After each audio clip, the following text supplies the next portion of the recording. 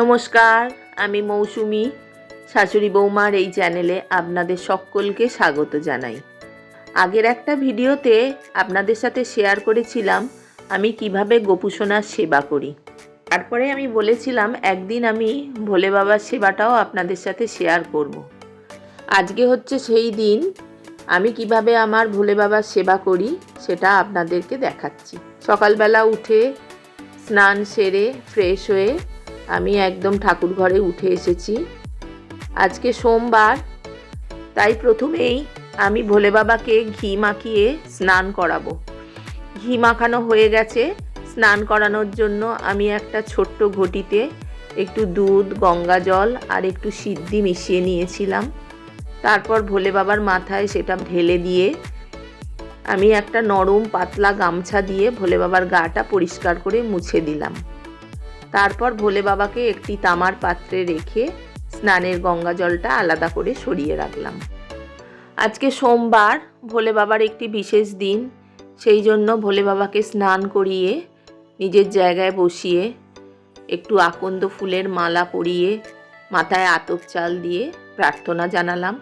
তারপর মাথায় আবার দুধ গঙ্গা জল ঢেলে বাবার প্রণাম মন্ত্র জপ করলাম।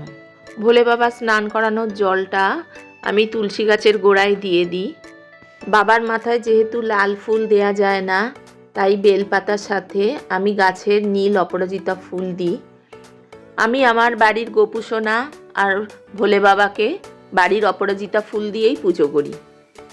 পুজো আচ্ছা করে নিচে নেবে চলে এসেছি। ব্রেকফাস্টটাও তার মধ্যে সেরে ফেললাম। আজকে ব্রেকফাস্ট করার পর সিদ্ধান্তই নিয়েছিলাম যে অ্যাকোরিয়ামগুলো পরিষ্কার করব। বেশ কিছুদিন হয়ে গেছে, 10 দিন ছাড়া 10%, 20% করে জল পাল্টে রেখেছিলাম। আর রাখা যাবে না। 25 দিন মতন হয়ে গেছে। এবার আমি আজকে আবার প্রথম থেকে অ্যাকোরিয়ামটা পরিষ্কার করছি। যথারীতি মাছগুলোকে অ্যাকোরিয়াম থেকে তুলে পরিষ্কার ঠান্ডা জলে রেখে দিয়েছি। যেহেতু আজকে অ্যাকোরিয়ামটা এদিকে পরিষ্কার করছি আর রান্নাঘরে সামলানোর দায়িত্বটা রিমাকে দিয়ে দিয়েছি। আজকে বেশি কিছু রান্না হবেও না, কারণ কালকে মাছটা করাই আছে, তাই হালকা ফুলকা হবে বলে রিমাকে দায়িত্বটা দিয়ে দিয়েছি। আর আমি এদিকে পরিষ্কার করে নিচ্ছি অ্যাকোরিয়ামগুলো। পুরো অ্যাকোরিয়াম দুটোই তো একার পক্ষে পরিষ্কার করা সম্ভব হয়ে ওঠে না, তাই মাঝে মধ্যে রিমাকেও একটু ডেকে নিচ্ছি। ও মাঝে মাঝে এসে একটু হেল্প করে দিচ্ছে। আজকেই অ্যাকোরিয়ামটা পরিষ্কার করার সিদ্ধান্ত নিলাম এই কারণেই যে এবার তো ঠান্ডা পড়ে যাচ্ছে। ঠান্ডাতে জল ঘাঁটাটাও একটু কষ্টকর হয়ে যাবে। আর যা দুদিন ধরে নিম্নচাপে বৃষ্টি হলো, তাই ঠান্ডাটাও বেশ ভালোই লাগছে। আর পৌষ মাসে তো সেরমভাবে জলে হাতও দেওয়া যায় না, একটু জলও ঘাঁটতে হয় এইসব পরিষ্কার করার জন্য। পৌষ মাসটা মোটামুটি হালকা ফুলকা পরিষ্কারের ওপর দিয়ে চালিয়ে দেবো এবং প্রতিবারে সেরমভাবেই করি। বেশ ভালোই নোংরা হয়েছিল অ্যাকোরিয়ামের ভেতরটা, জলটা ফেলতে গিয়েই বুঝতে পারলাম। তারপর আস্তে আস্তে করে পাথরগুলোকে তুলে ভালো করে সাবান দিয়ে পরিষ্কার করে নিলাম। আর একটু সাবান জল দিয়ে ভেতরটাও পরিষ্কার করে নিলাম, যেমন প্রত্যেকবারে করি। আজকে একটা কাণ্ড হয়েছে জানেন। যখন ছোট অ্যাকোরিয়ামটা পরিষ্কার করার জন্য মাছগুলোকে তুলছিলাম, তখন হঠাৎ দেখি 9টা মাছের জায়গায় 8টা মাছ। একটা অরেঞ্জ কালারের মাছ খুঁজেই পাচ্ছি না। তারপরে রিমাকে ডাকলাম, কোথায় গেল একটা মাছ, মরে গেল নাকি ভেতরে, কিন্তু দেখা যাচ্ছে না। রিমা এসে পাশ থেকে দেখে স্পঞ্জটার পাশে আটকে রয়েছে। তৎক্ষণাৎ স্পঞ্জটাকে সরিয়ে দিলাম, দেখি সে নড়ছে। যেভাবে দেখেছিলাম আমরা ভেবেছিলাম মাছটা হয়তো আর বেঁচে নেই, কিন্তু নড়ছে দেখে আমাদেরও একটু শান্তি হলো। তার মানে খুব শীঘ্রই ঘটনাটা ঘটেছে, আর সঙ্গে সঙ্গেই আমরা তাকে সরিয়ে দিয়েছি। ভাগ্যিস অ্যাকোরিয়ামটা পরিষ্কার করতে লেগেছিলাম, তাই মাছটার খোঁজ পেলাম। আর যদি একটু দেরি করে পরিষ্কার করতে যেতাম, তাহলে মাছটাকে আর ফিরে পেতাম না, ও ওখানেই আটকে শেষ হয়ে যেত। তবু তো আজকে অ্যাকোরিয়ামটা পরিষ্কার করতে এসে একটা প্রাণ যে রক্ষা করতে পারলাম, এটাই আজকে বিশেষ পাওনা। মোটামুটি ভালো করেই ভেতরটা পরিষ্কার করে নিয়েছি, 2-3 বার ধরে মুছে নিয়েছি। তারপর পাথরগুলো যেগুলো ধুয়ে রাখা ছিল, সেই পাথরগুলোকে ভেতরে ফেলে গুছিয়ে রেখেছি। তারপর স্পঞ্জগুলোকে ঠিক মতন গুছিয়ে অ্যাকোরিয়ামের ভেতরে ফিট করে দিয়েছি। দিয়ে এবার জল দেয়া হচ্ছে। জলটা আমি একটু বড় ছাঁকনিতে ছেঁকেই দিই, কারণ ভেতরে পাইপে যে নোংরাগুলো থাকে, ছাঁকনির সাহায্যে জলটা ফেললে সেই নোংরাগুলো আর অ্যাকোরিয়ামের ভেতরে পড়ে না। দুটো অ্যাকোরিয়ামই পরিমাণ মতো জল দিয়ে ভর্তি করে দিয়েছি। এবার মাছগুলোকে আস্তে আস্তে করে জলের মধ্যে ছেড়ে দিচ্ছি। এই দেখুন, ছোট অ্যাকোরিয়ামটায় যেই মাছগুলো ছাড়লাম, কি সুন্দর লাগছে, কত রকম কালারফুল মাছ ছড়িয়ে ছিটিয়ে গেল। এই অ্যাকোরিয়াম পরিষ্কার করাটা একটা সময় সাপেক্ষ ব্যাপার, জানেন তো। মাসে একদিন ঠিক নিয়ম করে করতে হয় এবং বেশ খানিকটা সময় লাগে, যেহেতু দুটো অ্যাকোরিয়াম।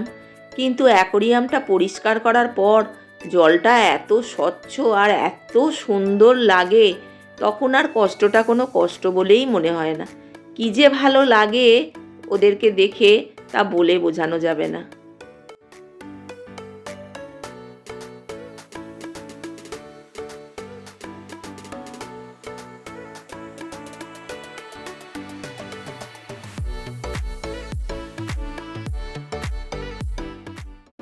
এদিকে তো মায়েরও অ্যাকোরিয়ামটা পরিষ্কার করা হয়ে গেল, আর আমি রান্নাঘরের কাজকর্ম সব সেরে গ্যাস মুছে একদম দুজনে মিলে চলে এসেছি এবার ওপরে। শীত তো একদম দোরগোড়ায় চলেই এলো, আর এই কদিন ধরে যা নিম্নচাপের বৃষ্টি হলো তাতে শীতটা আরও এগিয়ে এলো। তার আগে পর্যন্ত তো হালকা কম্বলেই আমাদের চলে যাচ্ছিল, কিন্তু গতকালকে থেকে আর ফ্যান চালানোই যাচ্ছে না। আমরা যদিও বা হালকা করে চালিয়ে রাখতাম এতদিন, কিন্তু কাল থেকে আর একটুও চালাতে পারিনি ফ্যান। তাই আজকে মামিকে বললাম, চলো আগে প্রথম কাজ হবে ব্ল্যাঙ্কেটটা বের করা, না হলে আজকে রাত্রে মনে হয় না আর ঘুমোতে পারবো। এই খাটের বক্সটার অবস্থা দেখেছেন? এখানে যে শুধু ব্ল্যাঙ্কেটটা আছে তাহা নয়, গুচ্ছের জিনিসপত্র এখানে রাখা আছে, যখন যেটা প্রয়োজন হয় এখান থেকে বের করে নিই। আর এই এত বড় ব্ল্যাঙ্কেট বাইরে আর কোথাও রাখার জায়গা হয় না, সেই জন্য শীত চলে গেলেই একদম ভাঁজ করে ব্যাগের মধ্যে ভরে এই বক্সের ভেতরে ঢুকিয়ে রাখি। প্রায় দিনই আর এই বক্সটা খুলতে না একদমই ইচ্ছে করে না, তখন মনে হয় একসাথে অনেক কিছু বের করার থাকলেই এই বক্সটা খুলবো। আজকে এই ব্ল্যাঙ্কেটের সাথে সাথে কয়েকটা সোয়েটারও বের করেছি, জানেন তো। শীতকালের পরে এই সোয়েটারগুলোও এর ভেতর ঢুকিয়ে রেখে দিয়েছিলাম। বেশ অনেক দিনই হয়েছে আমার বিয়ে হয়েছে, কিন্তু জানেন তো, বিয়েতে পাওয়া এখনও বেশ কিছু গিফট আমি এই খাটের বক্সের ভেতরে ঢুকিয়ে রেখেছি।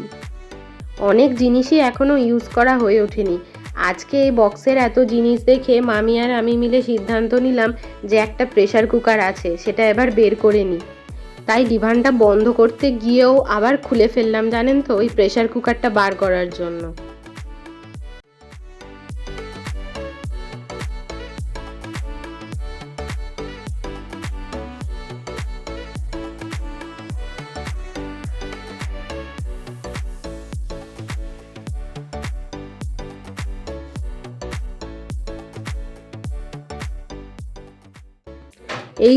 এই সেই আমার বিয়েতে পাওয়া প্রেসার কুকার, এত দিন ধরে নতুনের মতোই এখানে পড়ে আছে। শুধু এটা নয়, অনেক বাটি, আয়রন, ইলেকট্রিক কেটল, অনেক কিছু রয়েছে এখনও, জানেন তো। ওগুলো যে কবে ইউজ হবে জানি না, সারা জীবন বোধহয় এর ভেতরেই রয়ে যাবে। মাকে একবার বললাম, তুমি পুরো প্রেসার কুকারটা খুলে ভালো করে লিডটা লাগিয়ে চেক করে নাও সব কিছু ঠিক আছে কিনা, এতদিন ধরে পড়ে আছে তো। মা একদম পুরোটা চেক করে দেখে নিয়েছে, বললো একদম ঠিকঠাকই আছে, আজকে থেকে এটাই আমরা ইউজ করব রান্নার কাজে। এখন দুপুর 2টো মতো বাজে, চলে এসেছি এবার লাঞ্চ করতে। সকাল থেকে তো আপনারা দেখলেনই, একদম যুদ্ধ চললো। একদিকে আমি রান্নাঘরটা সামলাচ্ছিলাম, আর অন্যদিকে মা এদিকে অ্যাকোরিয়াম পরিষ্কার করছিল। চলুন দেখিয়ে নিই আজকে লাঞ্চের মেনুতে কি কি আছে আমাদের। ভাত, উচ্ছে, আলু, বেগুন, শিম ভাতে, আলু দিয়ে মাছের তেল দিয়ে চচ্চড়ি, পমফ্রেট মাছের ঝাল আর সালাদ। চলুন তাহলে এবার লাঞ্চটা সেরে নিই। আজকের ভিডিওটা এখানেই শেষ করছি। দেখা হচ্ছে পরে আরেকটা নতুন কোনো ভিডিওতে। সকলে সুস্থ থাকবেন, ভালো থাকবেন, আর আমাদের পাশে থাকবেন। আর আমাদেরকে এতটা ভালোবাসা দেওয়ার জন্য আপনাদেরকে অনেক অনেক ধন্যবাদ। টাটা।